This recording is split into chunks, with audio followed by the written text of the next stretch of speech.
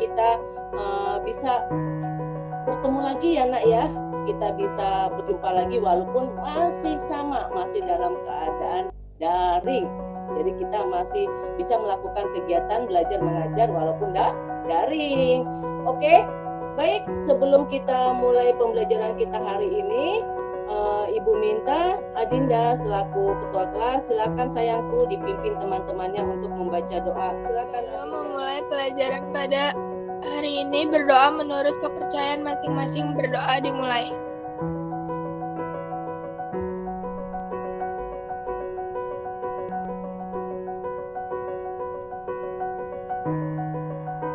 Berdoa selesai. Ya.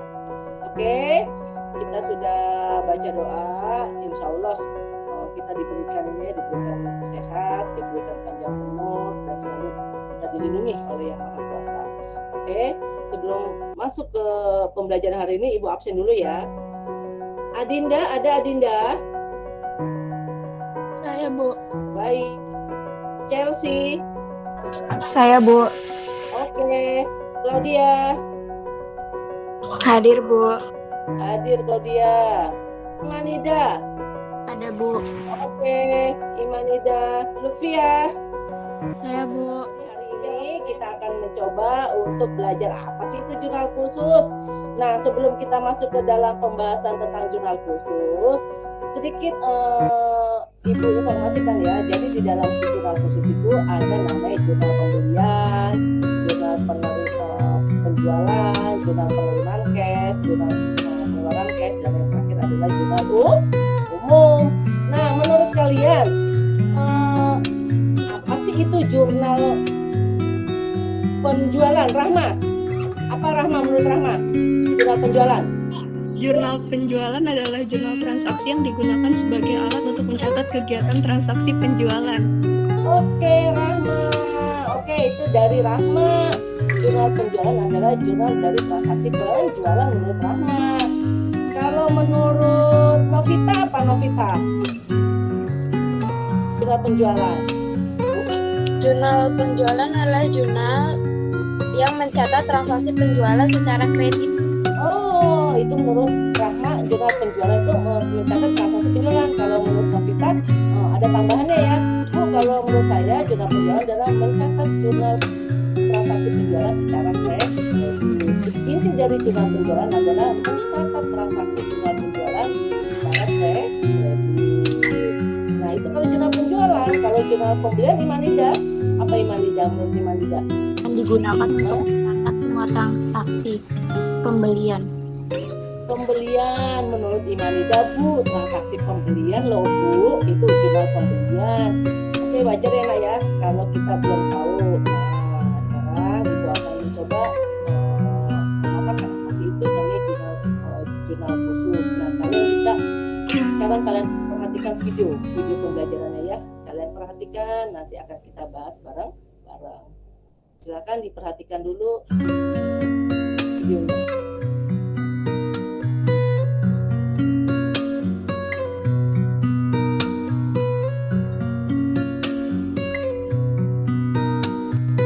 Sudah terlihat videonya? Sudah, Bu. Oke, nah tadi di video pembelajarannya sudah dipaparkan tentang jurnal khusus. Apa saja sih yang termasuk di dalam jurnal khusus? Nah, ya, Ibu akan sedikit mengulas dari pemaparan yang video tadi kita saksikan bersama-sama. Nah, sekarang kita akan coba. Nah, ya. Jadi kita sudah belajar jurnal khusus. Ada berapa jurnal khusus tadi? Ada berapa? 5, Bu. Ada 5, apa saja? Chelsea 1, apa saja Chelsea? Jurnal pengeluaran kas. Oke, terus Imadina. Tadi kata Chelsea jurnal pengeluaran kayak Dinda. Jurnal apa Dinda? Penerimaan kas. Oke, kata Chelsea jurnal pengeluaran kayak tadi Novita. Apa Novita? Jurnal penjualan, Bu. Penjualan. Oke, menurut Novita jurnal penjualan. Oke, yang tiga, yang keempat Putri. Jurnal pembelian, Bu. Jurnal pembelian yang terakhir Imadina. Tadi kata teman-teman. Jurnal umum.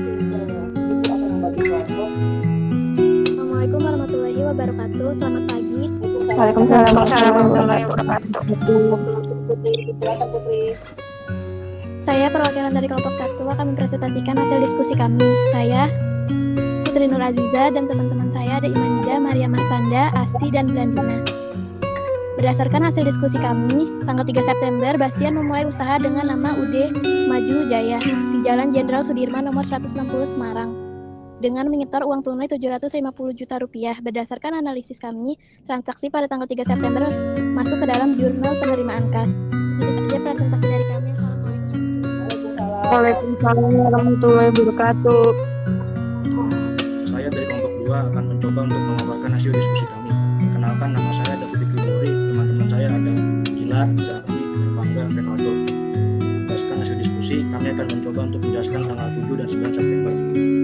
Setelah kami analisis jurnal khusus tanggal 7 September, yang pertama, penjualan secara tunai masuk ke dalam jurnal penerimaan kas dengan keterangan penjualan, lalu masuk kas di kolom debit dengan nominal 16 juta dan penjualan yang berada di kolom kredit sebesar 16 juta. Yang kedua, para toko sumber rezeki secara kredit dibuktikan dengan termin 3/10 N/30 masuk ke dalam jurnal penjualan pada tanggal 7 September dengan keterangan debitur yaitu toko sumber rezeki dengan syarat pembayaran 3/10 N/30 dengan jumlah nominalnya 17.500.000. Untuk tanggal 7 yang kedua, dibeli barang dagang secara kredit dengan termin 3/10 dan N/30 dan masuk dalam jurnal pembelian dengan keterangan kreditur PT Indofood syarat pembayaran 3/10 N/30 juga nominalnya pembayaran Rp22.500.000. Untuk tanggal 9 September dijual barang secara kredit dengan termin 2/10 N/30 kepada toko Sabar Subur sebesar Rp14.500.000 dan masuk dalam jurnal penjualan dengan nama debitur toko Sabar Subur. Syarat pembeliannya 2/10 N/30 dengan jumlah nominalnya Rp14.500.000. Untuk yang kedua, dijual barang pada secara kredit dengan termin 2/10 N/30 pada toko Enggak Jaya sebesar Rp13.600.000 dan masuk dalam jurnal penjualan dengan nama debitur toko Enggak Jaya. Syarat pembeliannya 2/10 N/30 dengan jumlah nominal Rp13.600.000. Sekian dari kelompok kami. Bila ada kata mohon maaf. Assalamualaikum warahmatullahi wabarakatuh. Assalamualaikum warahmatullahi wabarakatuh. Selamat pagi. Waalaikumsalam warahmatullahi wabarakatuh. Selamat pagi Novita. Perkenalkan, nama saya Novita Jayaningrum dari kelompok 3 mewakili teman-teman saya Adinda Putri Kurniawan, Clara Vita Diksi, Nabila Budiman, dan Rasya Aulia. Di sini kami akan mencoba memaparkan transaksi 10 pada tanggal 10 November. Dijual barang dagang secara kredit kepada toko sumber rezeki dengan syarat N/30. Hal tersebut membuat transaksi tanggal 10 September masuk ke dalam jurnal penjualan dengan keterangan debitur toko sumber rezeki, syarat pembayaran N/30 dan jumlah sebesar 23 juta. Dan pada tanggal 13 September diterima nota kredit dari PT Indofood sebesar 500.000 dan masuk ke dalam jurnal umum dengan keterangan utang dagang pada retur pembelian dengan debit dan kredit 500.000. Untuk tanggal 14 September dibayar upah mingguan pegawai sebesar 3 juta dan masuk ke dalam jurnal pengeluaran kas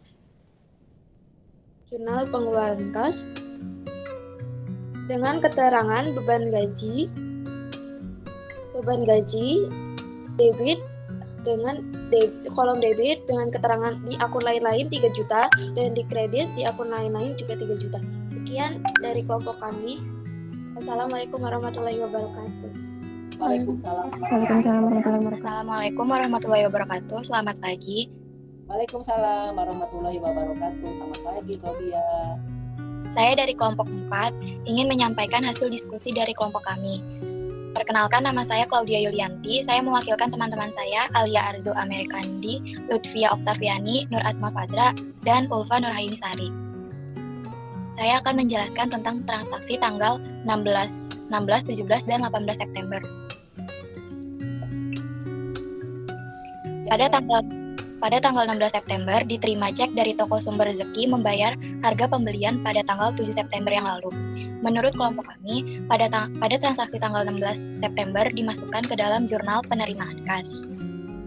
Lalu pada transaksi tanggal 17 September dibayar utang kepada PT Indofood atas pembelian tanggal 7 September yang lalu.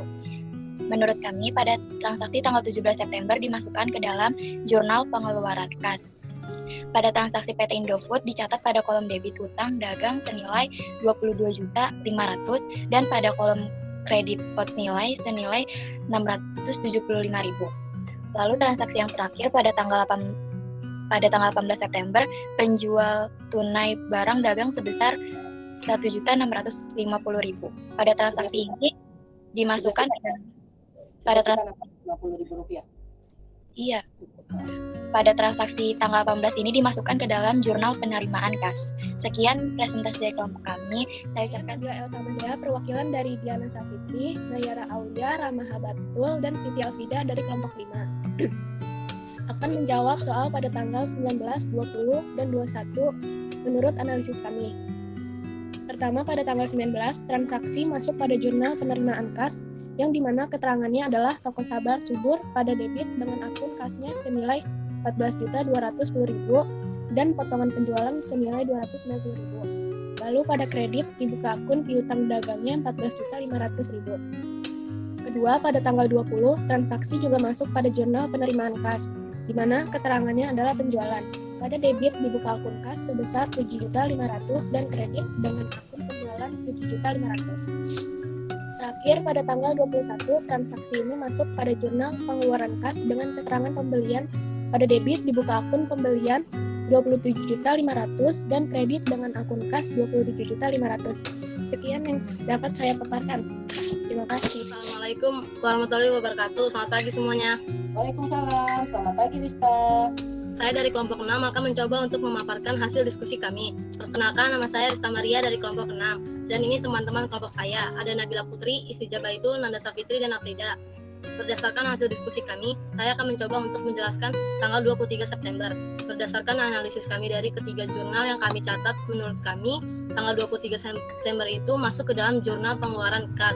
Keterangannya itu akan kami coba tanggal 23 September. Beban gaji dimasukkan ke dalam jurnal pengeluaran kas, di mana jika dimasukkan ke dalam debit, ia akan dimasukkan ke bagian lain-lain. Dan dibayar upah mingguan pegawai sebesar 3 juta rupiah. Dan jurnal kedua, yaitu pada tanggal 23 September, masuk ke dalam jurnal umum. Keterangannya itu, piutang mesel masuk ke dalam debit, sedangkan penjualan masuk ke dalam kredit. Dan dijual barang dagang kepada toko jago dengan menerima sebuah wesel tanpa bunga sebesar 14 juta rupiah. Sedangkan tanggal 25 September itu masuk ke dalam jurnal pembelian. Keterangannya itu, pembelian barang dagang dengan syarat 3/10 N 3/30 dari PT Indofood sebesar 30 juta, PT Garuda Food sebesar 30.300.000 dan PT Helio sebesar 43 juta. Assalamualaikum warahmatullahi wabarakatuh. Selamat siang. Waalaikumsalam, Chelsea. Selamat siang, Chelsea. Silakan, Chelsea. Saya Chelsea Mariana Sinaga dari kelompok 7 ingin mencoba untuk memaparkan hasil diskusi dari kelompok saya. Anggota kelompok saya ada Anissa, Dafa Sabita, Oriza, dan Priska.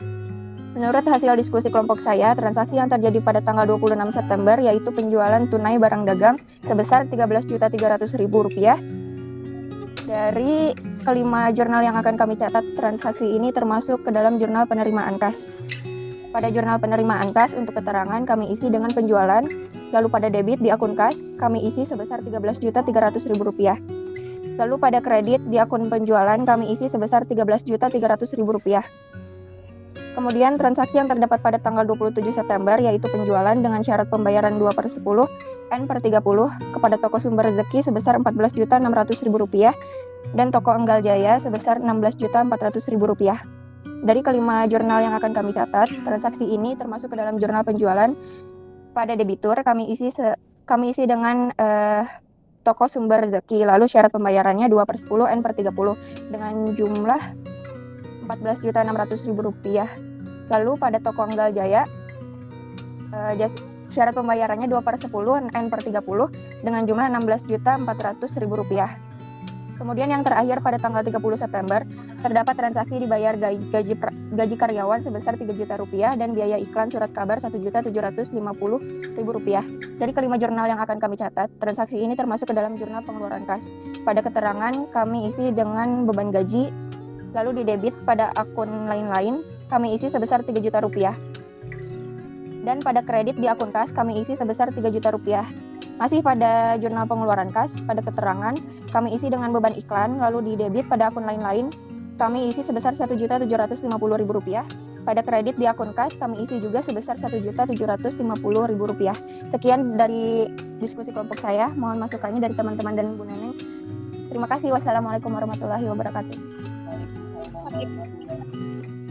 Menurut kesimpulan dari pembelajaran tadi, menurut kesimpulan saya tadi membahas tentang menentukan akun-akun, nama akun seperti jurnal penerimaan kas, jurnal pengeluaran kas, jurnal pembelian, jurnal penjualan, dan jurnal umum.